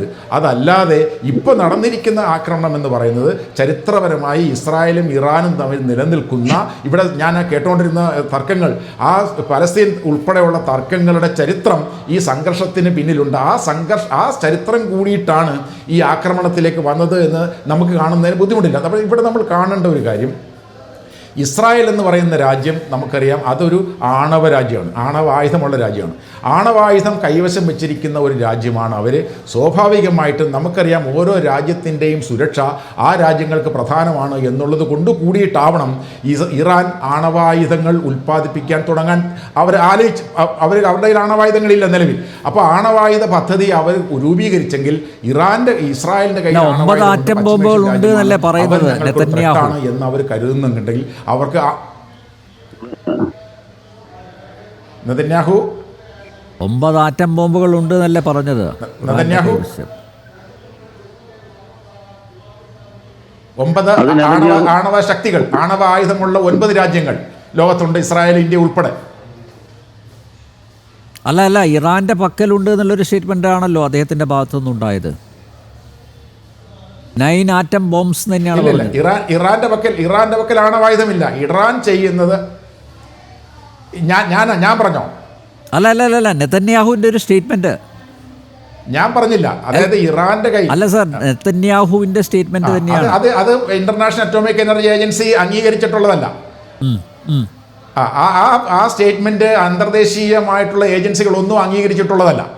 ആ സ്റ്റേറ്റ്മെന്റ് അന്തർദേശീയമായിട്ടുള്ള ഇന്റർനാഷണൽ അറ്റോമിക് എനർജി ഏജൻസിയാണ് ഇതിൻ്റെ ആധികാരികമായി വിവരം തരേണ്ടത്. അവരൊരു കാരണവശാലും ഇറാന്റെ കയ്യിൽ ആണവായുധമുണ്ട് എന്ന് പറഞ്ഞിട്ടില്ല. അതുകൊണ്ട് ഇപ്പോൾ നമുക്കറിയാം, നമ്മളൊരു ആക്രമണത്തിൻ്റെ ഘട്ടത്തിലേക്ക് വരുമ്പോൾ ആ ആക്രമണത്തിന് നേതൃത്വം കൊടുക്കുന്ന രാജ്യങ്ങൾക്ക് ഇത്തരം ചില ആരോപണങ്ങൾ ഉന്നയിച്ചുകൊണ്ട് ആക്രമണം നടത്താൻ കഴിയും. അത്തരമൊരു റാഷണയിൽ ഇസ്രായേലിൻ്റെ ആക്രമണത്തിൻ്റെ പിന്നിലുണ്ടായിരിക്കാം. അപ്പോൾ അങ്ങനെ ഈ ഒരു റാഷണൽ, അതായത് ഇറാൻ എന്ന് പറയുന്ന രാജ്യം ആണവായുധം വികസിപ്പിച്ചാൽ അത് ഞങ്ങളുടെ നിലനിൽപ്പിന് ത്രെട്ടാണ് എന്ന ഒരു ആർഗ്യുമെന്റിന്റെ അടിസ്ഥാനത്തിലാണ് ഇസ്രായേൽ ഇറാനെതിരെ ആക്രമണം നടത്തിയിരിക്കുന്നത്. ഓക്കെ, ഡോക്ടർ ആരിഫ് ഹുസൈൻ, ഇവിടെ മൊസാദ് അല്ലേ മാൻ ഓഫ് ദ മാച്ച് അല്ലേ? മൊസാദിന് എങ്ങനെ ഇറാൻ്റെ മണ്ണിൽ കടന്നുകൂടി ഇത്ര കൃത്യമായിട്ട് ഓപ്പറേറ്റ് ചെയ്യാൻ പറ്റി? മൊസാദിന്റെ രീതികളെ കുറിച്ചോ കഴിവുകളെ കുറിച്ചോ നമ്മളിപ്പോൾ പുതിയതായിട്ട് അന്വേഷിക്കേണ്ടതുണ്ടോ എന്ന് സംശയമല്ലേ?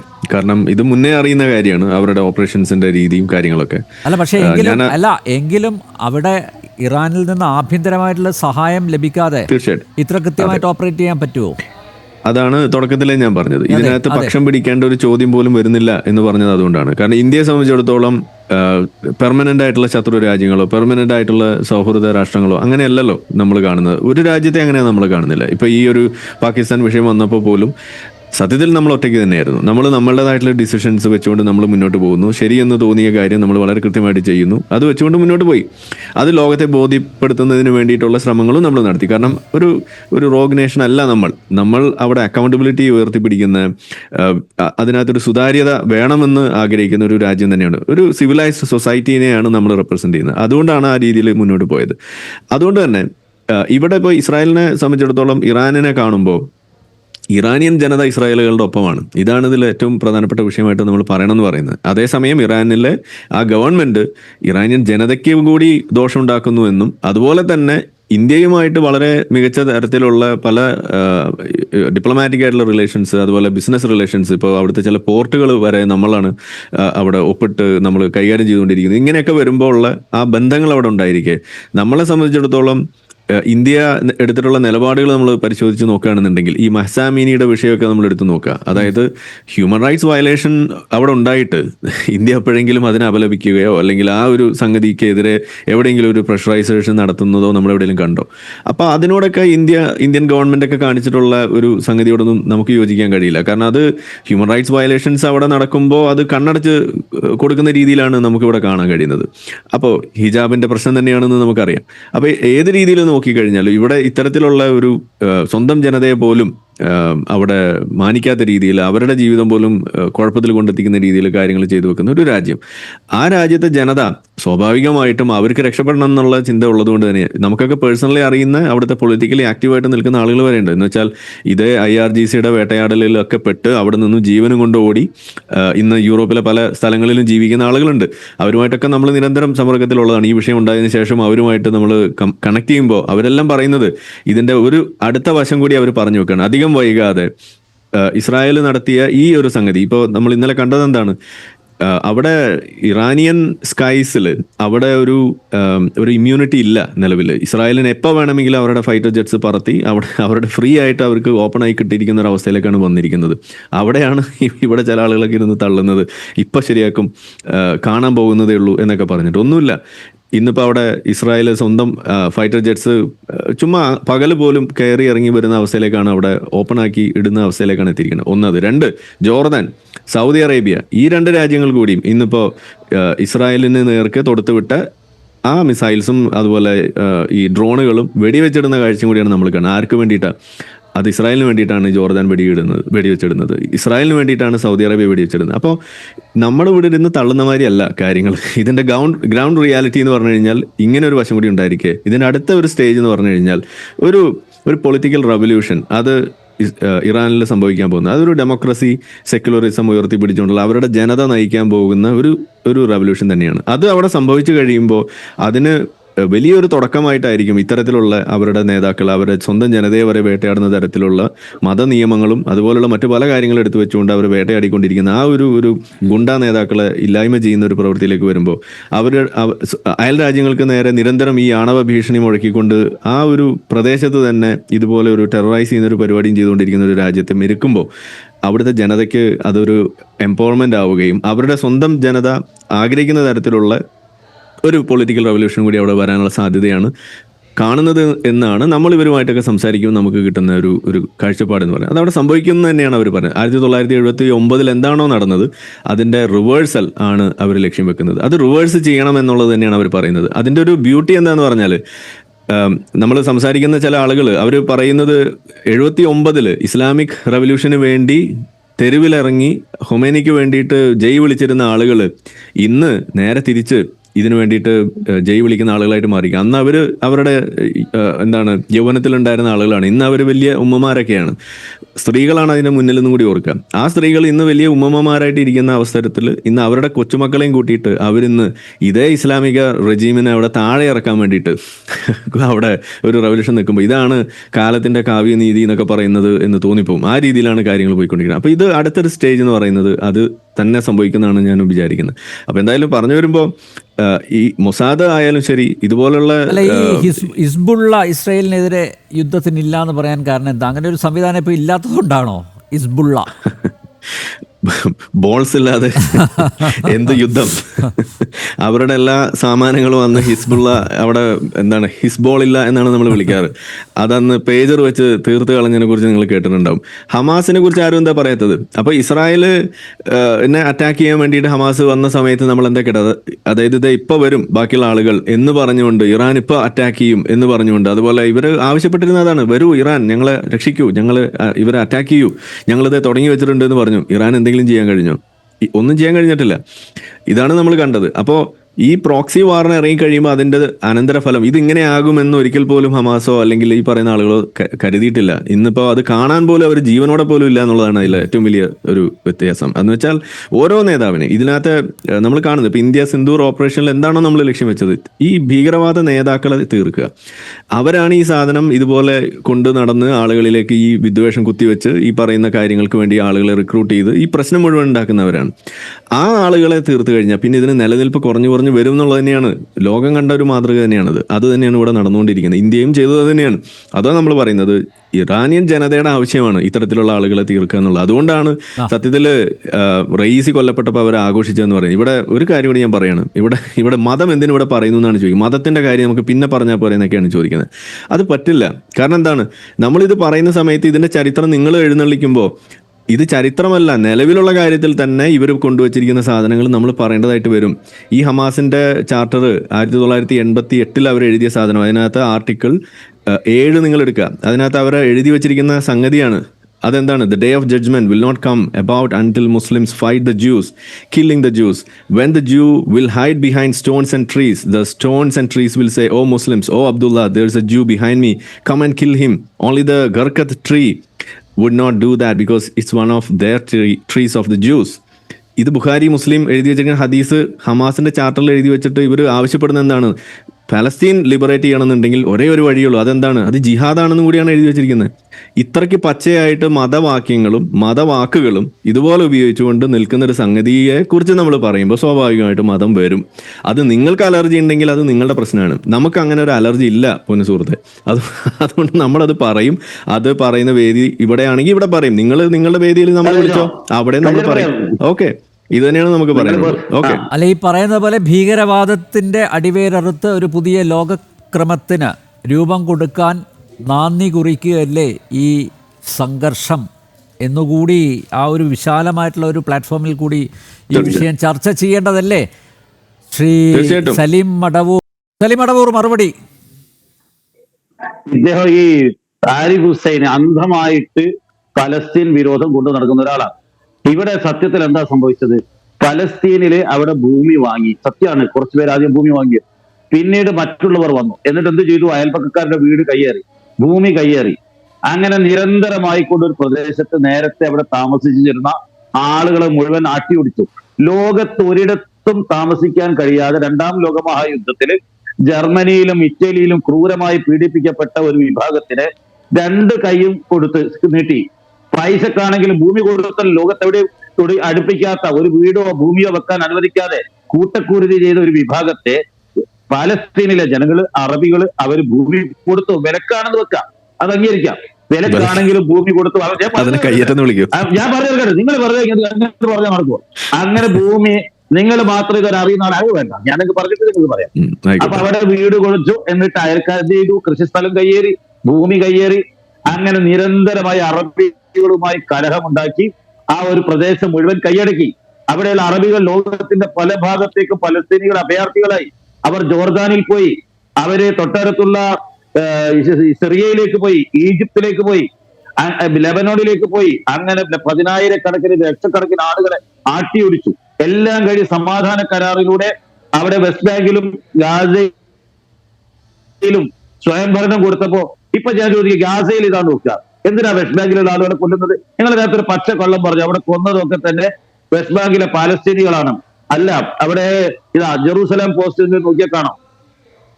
നിങ്ങൾ വെറുതെ പച്ചക്കള്ളം പറഞ്ഞ് പ്രചരിപ്പിക്കുക. മരിച്ച ആളുകൾ ഇസ്രായേൽ അലോണി, എറ്റിൽ കോഹൻ, ഏഞ്ചൽ among 3 killed എന്നാ പറയാ. Over 150 wounded from Iranian attacks. 7 IDF soldiers wounded in Friday's missile attack എന്നൊക്കെ പറഞ്ഞ ജെറൂസലേം പോസ്റ്റിന്റെ വാർത്തയാണ്.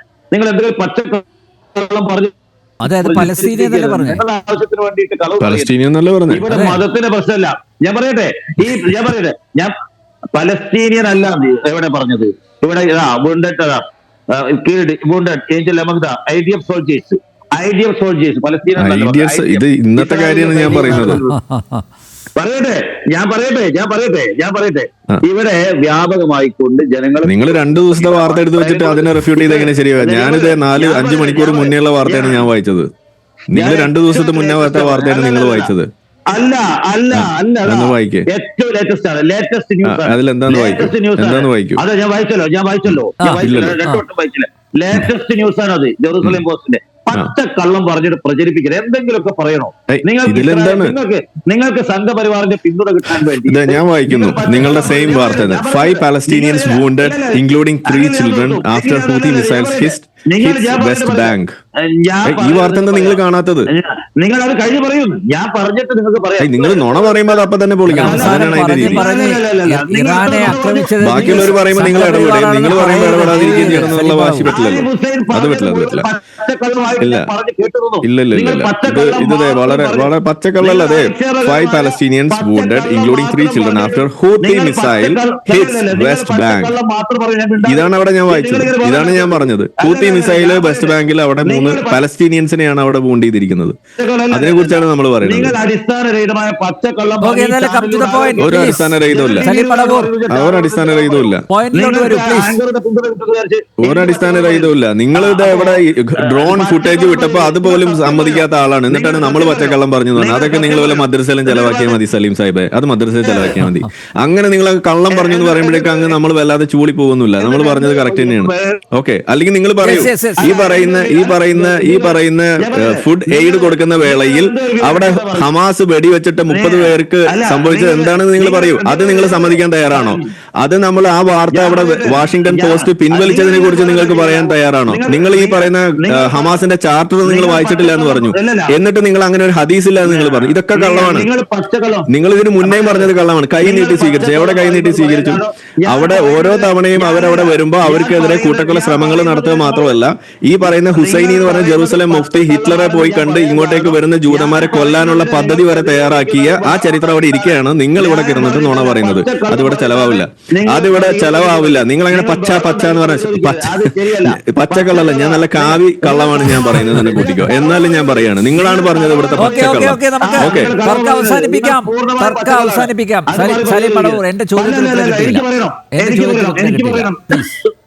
എനിക്ക് പറയണം. ഞാൻ പറയാതെ ഇങ്ങനെ അതേപോലെ. അപ്പൊ ഇവിടെ ഇസ്രായേൽ ഒരു കാരണവുമില്ലാതെ നേരത്തെ ഉണ്ടായിരുന്ന 2 രാജ്യങ്ങൾ എന്നുള്ള സൊല്യൂഷനിലേക്ക് എത്താതെ അതിനെ തകർത്ത് സെറ്റിൽമെന്റ് കോളനികൾ ഉണ്ടാക്കി നിരന്തരമായി കുഴപ്പമുണ്ടാക്കിക്കൊണ്ട് ആ പ്രദേശത്ത് സമാധാനം ഇല്ലാതാക്കാൻ ശ്രമിച്ചതെന്നും ഇസ്രായേലാണ്. അതുകൊണ്ടാണ് 1990 വരെ ഇന്ത്യ ഇസ്രായേലിന് ഒരു തരത്തിലുള്ള അംഗീകാരം കൊടുക്കുക. അത് സെറ്റിൽമെന്റ് ഒരു പരിഹാരം വന്നതിന് ശേഷമാണ് ഇന്ത്യ പോലും അംഗീകരിച്ചത്. അപ്പോ അങ്ങനെയുള്ള രാജ്യം ഇപ്പൊ ഏകപക്ഷീയമായി അത് മുമ്പിടേണ്ട കാര്യം. അപ്പൊ അക്രമം ഉണ്ടാകുന്നു, പരസ്പര യുദ്ധം ഉണ്ടാകുന്നു. ആരാ തുടങ്ങി വെച്ചത്? ഇസ്രായേൽ. ആരാണ്? പിന്നെ വേറെ ഒരു കാര്യം, ഇസ്രായേലിലേക്ക് പോകുന്ന എല്ലാ ഡ്രോണിനെയും വഴിക്ക് വെച്ചിട്ട് വെടിവെച്ചിരുന്നത് സൗദി അറേബ്യ, ജോർദാനുമാണ്. വഴിക്ക് പോയി നിന്നിട്ട് സഹായിക്കാൻ നോക്കെ. എന്തൊക്കെയാ പറയുന്നത്? വാർത്ത വായിക്കാത്ത എന്റെ കുഴപ്പമാണോ? എന്ത് പറയാനാണോ? വാർത്ത നിങ്ങൾ വായിക്കാത്ത എന്റെ കുഴപ്പമാണോ? അത് പച്ചക്കള്ളം ശരിയല്ല. പച്ച എന്ന് പറഞ്ഞാൽ മതി. അതാ നല്ലത്. പച്ചയാണ് നിങ്ങൾ പറയുന്നത്. കള്ളം എന്ന് പറയണ്ട. അല്ലാതെ തന്നെ മനസ്സിലാവും. നിങ്ങൾക്ക് ദഹിക്കാത്ത സാധനം വരുമ്പോ അത് കള്ളമായി മാറുന്ന ഒരു പച്ച പ്രവണത. അത്ര പറഞ്ഞാൽ മതി. ഓക്കെ, നിങ്ങൾക്ക് എന്ത് ഇത് എന്താണ്? ഇത് വാർത്ത നിങ്ങൾ കാണാത്തത് എന്റെ കുഴപ്പമാണോ? ശൈലിയാണ്. ഇതുപോലെ നിങ്ങള് വാർത്ത വായിക്കുന്നേ, അതെന്താ നിങ്ങൾ കാണാത്തത്? നിങ്ങളിപ്പോ പറയുന്നത് ജെറൂസലേം പോസ്റ്റ് തുറന്നു കഴിഞ്ഞാൽ റിവോൾഡ് ഓഫ് മിലിറ്ററി ലീഡർഷിപ്പ് ടെറർ.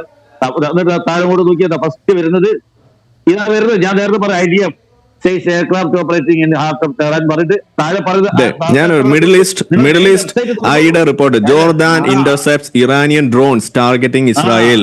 ഇവിടെ ഞാൻ വായിക്കുകയാണ്. ഇതെന്താ നിങ്ങൾക്ക് വായിച്ച പിടികിട്ടാത്ത എന്താണ്? അതെന്താ നിങ്ങൾക്ക് വായിച്ചാല്? Arab states assist Israel in shooting down waves of Iranian missiles. ഇതിവിടെ വാർത്തയാണ്. അത് നിങ്ങൾക്ക് വായിക്കാൻ പറ്റാത്ത ഇതെന്താണ്? നിങ്ങൾക്ക് മനസ്സിലാവാത്ത എന്താണ്? എനിക്ക് പിടികിട്ടില്ല. അങ്ങനെ ഇസ്രായേലിൽ നിന്നുള്ള പത്രങ്ങൾ പറയും. ഇസ്രായേലിലുള്ള പത്ര, അത് ശരി. അപ്പൊ മിഡിൽ ഈസ്റ്റ് ഐ ഇസ്രായേലിന്റെ പത്രമാണോ? അപ്പൊ അതെനിക്ക് അറിയില്ലായിരുന്നു കേട്ടോ. പുതിയ വിവരമാണ്. ഓക്കെ, മിഡിൽ ഈസ്റ്റ് ഐ ഇസ്രായേലിന്റെ പത്രമാണ്. നിങ്ങൾക്ക് ഉൾക്കൊള്ളാൻ കഴിയാത്ത നിങ്ങളുടെ ബോധ്യങ്ങൾക്ക് എതിരായിട്ടുള്ള സാധനം വരുമ്പോൾ ഉണ്ടാവുന്ന ഒരു അങ്കലാപ്പ്, അത് എനിക്ക് മനസ്സിലാവുന്നുണ്ട് മിസ്റ്റർ സലീം. അത് എനിക്ക് മനസ്സിലാവുന്നുണ്ട്. കാര്യമാക്കുന്നില്ല. കുറച്ച് കഴിയുമ്പോൾ ശരിയാക്കും. ശീലായിക്കോളും. ഞാനിവിടെ വായിച്ചത് മിഡിൽ ഈസ്റ്റ് ഐയിലെ വാർത്തയാണ്. Okay, Jordan intercepts Iranian drones targeting Israel. ഇതാണ് ഞാൻ വാർത്ത വായിച്ചത്. നിങ്ങൾ അത് കണ്ടില്ലെങ്കിൽ എന്റെ പ്രശ്നമല്ല. പ്രൊഫസർ ജോസഫ് ആന്റണി, ഇപ്പൊ നോക്കൂ, നേരത്തെ ഇവിടെ പരാമർശിച്ചതാണ് ഭാരതം ഇസ്രയേലുമായിട്ടും ഇറാനുമായിട്ടും നല്ല ബന്ധം പുലർത്തുന്ന ഒരു രാജ്യമാണ്. ഇപ്പം നോക്കൂ, ഈ ഇറാൻ ഇസ്രയേൽ സംഘർഷത്തിൽ ഭാരതം മധ്യസ്ഥത വഹിക്കണമെന്ന് ഭാരതത്തിലെ ഇസ്രയേൽ അംബാസിഡർ റൂവൻ അസർ അദ്ദേഹം നിർദ്ദേശിച്ചിട്ടുണ്ട്. ഈ സംഘർഷത്തിൽ ഭാരതത്തിൻ്റെ ആശങ്കകൾ ന്യായമാണ്. അതായത് ഈ സമാധാനം വേണമെന്നാണല്ലോ ഭാരതം. നരേന്ദ്രമോദി കഴിഞ്ഞ ദിവസം നെതന്യാഹു ഫോണിൽ വിളിച്ചപ്പോഴും അതാണല്ലോ പറഞ്ഞത്, സമാധാനം അത് പുനഃസ്ഥാപിക്കണം.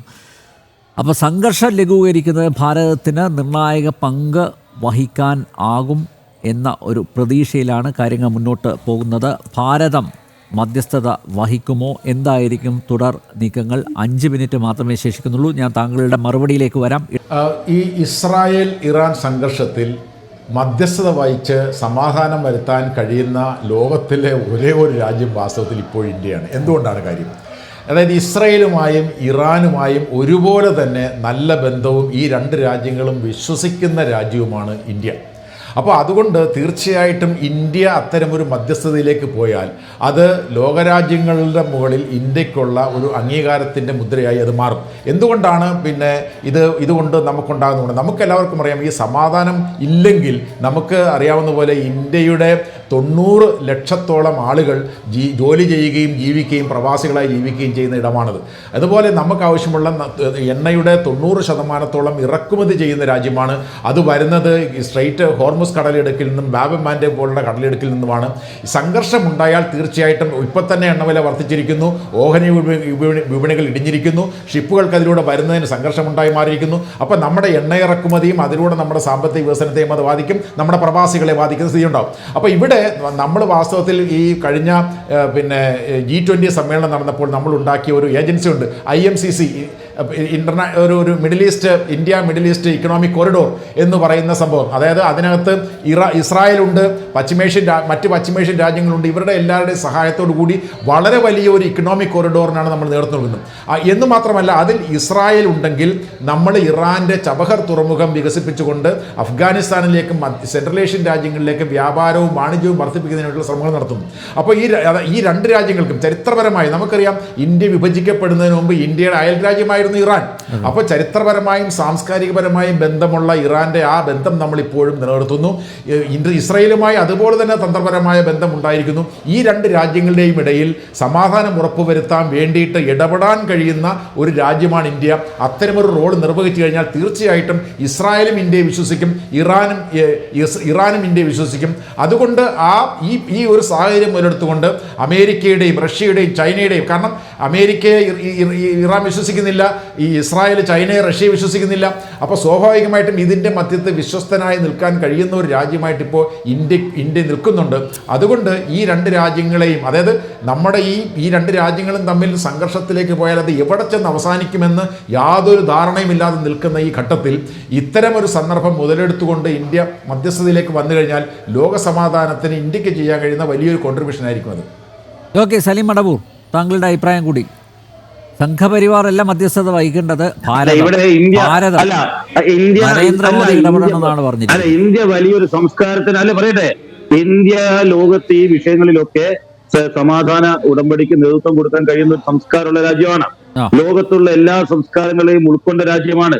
ഇസ്രായേലിനെ പോലെ ഒരു വിഭാഗം താറ്റി ഓടിക്കുന്നവരോ അല്ലെങ്കിൽ മറ്റു തരത്തിലുള്ള ഏകപക്ഷീയ സമീപനമുള്ള ഒരു സംസ്കാരമല്ല. ഇന്ത്യയിൽ ഇനി ഏത് സംഘപരിവാർ വിചാരിച്ചാലും ഇന്ത്യയുടെ സംസ്കാരം എന്ന് പറയുന്നത് എല്ലാത്തിനെയും ഉൾക്കൊള്ളുന്ന, സത്യത്തെയും എല്ലാത്തിനെയും ഉൾക്കൊള്ളുന്ന, എല്ലാ വംശത്തെയും എല്ലാ വിഭാഗത്തെയും ഉൾക്കൊള്ളുന്ന വലിയൊരു സാംസ്കാരിക പാരമ്പര്യമുള്ള സമൂഹമാണ് ഇന്ത്യയുടേത്. ഇന്ത്യയിൽ വന്ന മുസ്ലിങ്ങളെ ഉൾക്കൊണ്ടു, ഇന്ത്യയിൽ വന്ന ക്രിസ്ത്യാനികളെ ഉൾക്കൊണ്ടു, അതിനു മുമ്പ് ആര്യന്മാർ വന്നപ്പോ ഇവിടെ ഉണ്ടായിരുന്ന സമൂഹം ഉൾക്കൊണ്ടു. അതേപോലെ തന്നെ അഫ്ഗാനിൽ നിന്ന് ആളുകൾ വന്നു, അവരെയും ഉൾക്കൊണ്ടു, എല്ലാവരെയും ഉൾക്കൊണ്ടു. അവർ ഇവിടെ നിന്ന് വിവാഹം ചെയ്തു, അവരുടെ മക്കള്, അങ്ങനെ എല്ലാവരും ഇവിടെ ചക്രവർത്തിമാരായി. അതിനൊക്കെ ഉൾക്കൊള്ളുന്ന വലിയൊരു സംസ്കൃതിയുടെ കേന്ദ്രമാണ് ഇന്ത്യ. അതിന്റെ ഒരു ഭാഗമാണ് ഇന്ത്യ. ആ ഇന്ത്യക്ക് ലോകത്ത് ഇടപെടാനും നിങ്ങൾ ഒന്നിച്ച് ജീവിക്കണമെന്ന് പറയാൻ ലോകത്ത് ഇന്ത്യയെ പോലെ ആധികാരികമായി പറയാൻ സാധിക്കുന്ന മറ്റൊരു രാജ്യമല്ല. നമ്മുടെ ആ സാംസ്കാരികമായ അത്യുന്നതി എന്ന് പറയുന്നത് ലോകത്തൊരു രാജ്യത്തിന് അവകാശപ്പെടാൻ സാധിക്കില്ല. ആ ഇന്ത്യ തന്നെയാണ് ഇത്തരം വിഷയങ്ങളിൽ ആധികാരികമായി ഒരു പരിഹാരം പറയാൻ ഏറ്റവും അർഹതപ്പെട്ട രാജ്യം. ഇന്ത്യ അതിന് തയ്യാറാവണമെന്ന് തന്നെയാണ് ഞങ്ങൾക്കൊക്കെ അഭ്യർത്ഥിക്കാനുള്ളത്. ഓക്കെ, മധ്യപൂർവ്വദേശത്ത് സംഘർഷം നിലനിൽക്കുന്ന മധ്യപൂർവ്വദേശത്ത് ശാന്തി മന്ത്രം മുഴക്കാൻ ഭാരതത്തിന് സാധിക്കുമോ എന്നുള്ളതാണ് നമുക്ക് എന്തായാലും കാത്തിരുന്ന് കാണാം. വളരെയധികം നന്ദി പ്രൊഫസർ ജോസഫ് ആന്റണി, വിദ്യാസാഗർ ഗുരുമൂർത്തി, ഡോക്ടർ ആരിഫ് ഹുസൈൻ, സലീം മടവൂർ ഈ ചർച്ച സജീവമാക്കിയതിന്. ജനറൽ ഡിബേറ്റ് ഇവിടെ പൂർണ്ണമാവുന്നു. ചർച്ചയിൽ പങ്കെടുത്ത എല്ലാ അതിഥികൾക്കും ഒരിക്കൽ കൂടി നന്ദി. ഒപ്പം പ്രേക്ഷകർ